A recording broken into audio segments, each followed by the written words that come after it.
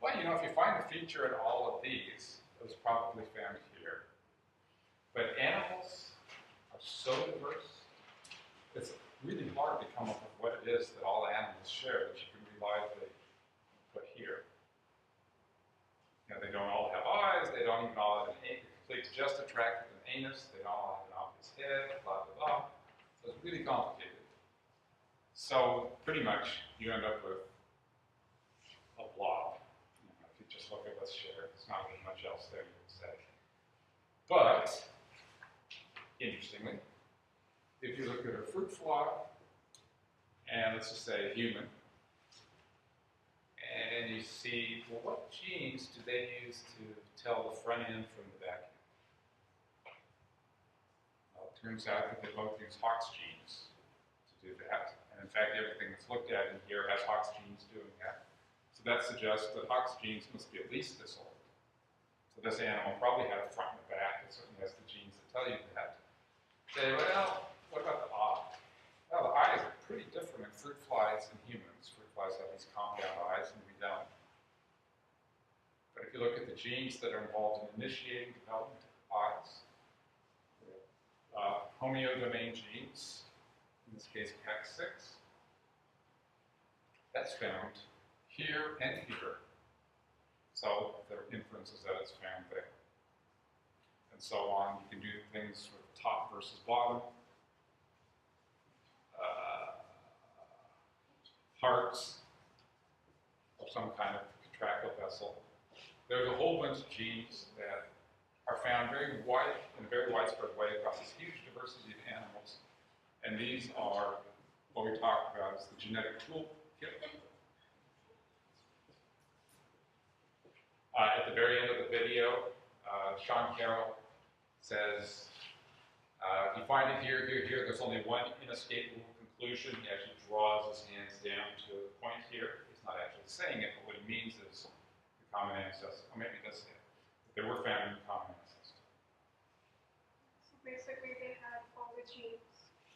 So they had the genes for all of this stuff that you can't really infer just by looking at all this stuff, you know, the way these organisms look. But when you look at how they develop, it seems like they all share a common thing. And this is sometimes described as the molecular genetic ancestor. And it's a much richer look at what the common ancestor must have been than just what you can get from biology, or from comparing organisms. So Charlie, what were you squinting at? I'm trying to see, let's see, Hox, Pax, and I can't see. Oh, so there's Hox, Pax, top versus bottom. I don't want to add gene names, but there's SOG. Hearts, so we have Tin Man. Oh yeah. Distillus, I briefly mentioned that is for sticky outy things. Yeah, a bunch of others. Which is cool. And you know, one of the things in that video is, in many ways, I think Neil Shubin says this, in many ways evolution is simpler than we thought it was. Rather than unique genes and unique solutions to form an eye or an mouth or top versus bottom, in all these different organisms, it's a single set of genes that just get expressed a bunch of different times. So in the key terms right under bilateria, you talk about molecular genetic bilateral ancestor, and you write bilateria. Is that what you would call the molecular Yes. genetic ancestor? Like you'd say, humans, cavemen. So I think that might have been on a slide. So long time ago, I don't know where exactly that comes from, bilaterian, same thing. For the original. Which is pretty wide. And just to give you historical context again, developmental biology has been really exciting in the 1800s, and there's a lot of really cool work done then in the early 20th century. But you know, it didn't really fizzle out. It just became kind of this weird specialty. It didn't really seem to relate to anything else. That's how evolutionary biologists looked at it. Until, well, there's medical value, obviously. But until people understood biology and the molecular basis for a lot of what people have known about It's had a renaissance. Evo Devo is a very important field now.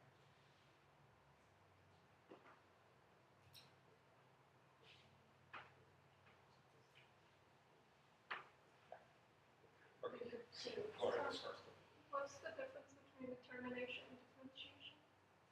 So determination, let's do it this way. So here I have a cell, and it's eventually going to be a muscle cell. So development is going to happen, these cells are going to divide and so on. There's going to be a point at which now the cell is going to become a muscle cell, but it doesn't look like a muscle cell yet. So at this point, its fate has been determined, because it's already gone far enough down the developmental cascade that it's going to become this kind of cell, even though it doesn't look at all like it. Might go a little further, it's still going to look exactly the same. And then at some point, it's going to start to look like a muscle cell. And that's differentiation. It starts to look different from where it came from. So here, it's already had its fate determined for it. And here it's starting to become different in a way that it looks like the cell will eventually become.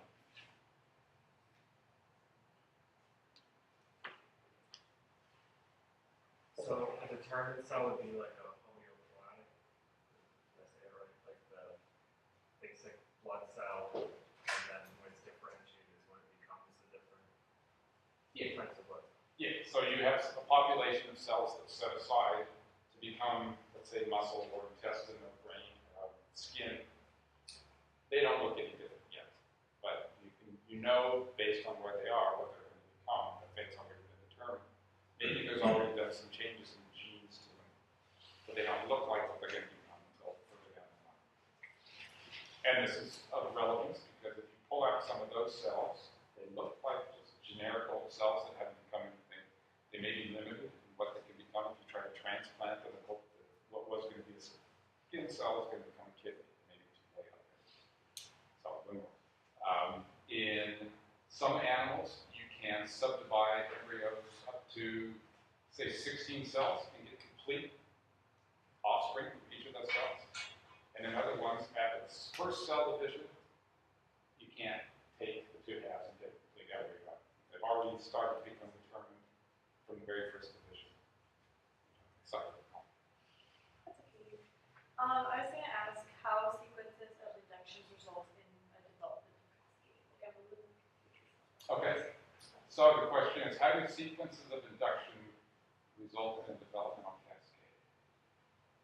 So is that the whole thing where you like take something out of one cell and put it into another cell and then it just kind of differentiates the whole thing? Yeah, so let me give you an example.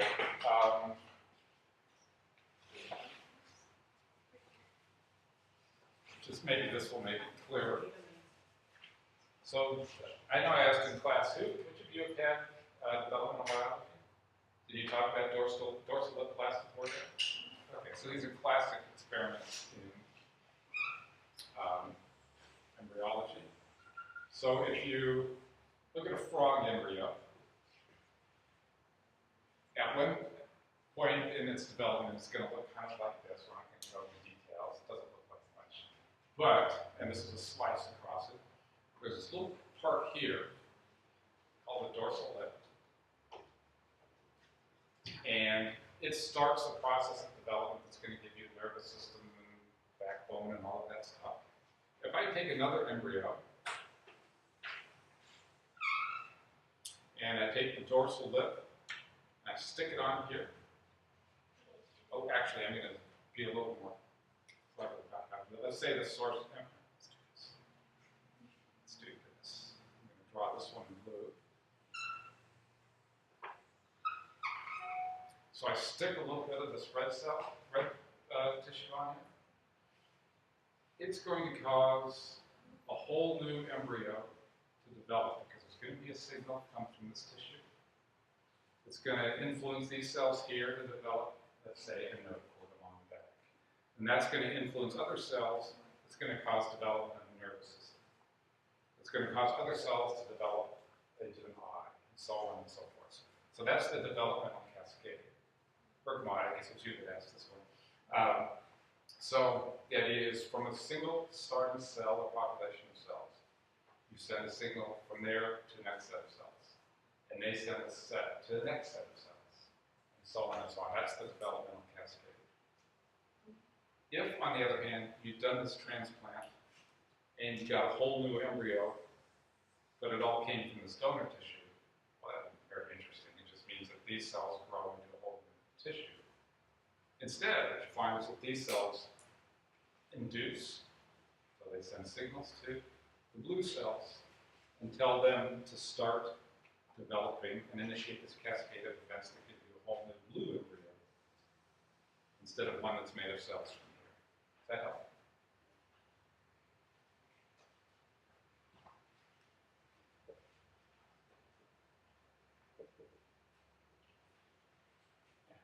I have to take it when they tied, like I had tied a string around the fly embryo, and that said these twins, basically, so cutting them off so that they're growing independently, evaporating, So that was one experiment. so that's, Yeah, and so part of the issue they were going after there is, do individual cells have all the information they need to make new embryos, or do they not? And if you have a cell, you find out both the other ones can make new ones. But yes, when you go to transplant experiments and show that it's not the donor tissue that makes a new individual, it's sending out signals to the cells to tell the recipient to start this cascade to make a whole new individual. So then the dream would be, I say, lose an arm in an industrial accident of some kind or another. Somebody could transplant some highly cascade set of cells that allow my body to develop a whole new arm from scratch using my own cells. We don't do that. You can do that with cell. This is not a specific question, but did you notice any trends in either of the first two tests in the class that maybe you want to touch on? Okay, so that reminds me that I didn't get back to the question about how quantitative. So trends in the exam, I think the mean was higher on the second one, but I've forgotten how much higher. First one was 65. Yeah, it was like 12% higher. Okay, so it's quite a bit higher. Well, I don't know if this is a trend, it's a challenge for me, and that is I still read for the good of the population, for the good of the species, more than I'm aware. So that's a non-trend. So there are people who still get that reasoning or express that reasoning, and it may be true in some circumstances. So we talked about levels of selection, group selection. But you should question yourself if you ever say for the good of the population or the good of the species, if that's exactly what you mean. Because that's a very complicated and challenging argument. So that didn't really answer your question, but you gave me opportunities a bit. No, because I think material is pretty different. So this course has a little bit of a funny arc. We start with shockingly little on stamp history. Then we spend a lot of time doing genetics and kind of quantitative. And then with the next exam, we finish up a little bit on genetics, but now do the kind of stuff that you probably took in evolution course 4, and that is more whole organism behavior, adaptation kinds of things. So yeah, it's hard for me to compare the two. I bet if I did a regression of scores on the first exam and the second exam, it'd be pretty close to the line. I guess I was asking, did you notice, like, oh, on the first exam, a large portion of the class didn't fully understand this concept? Oh, Or okay. on the second exam, was there any concepts that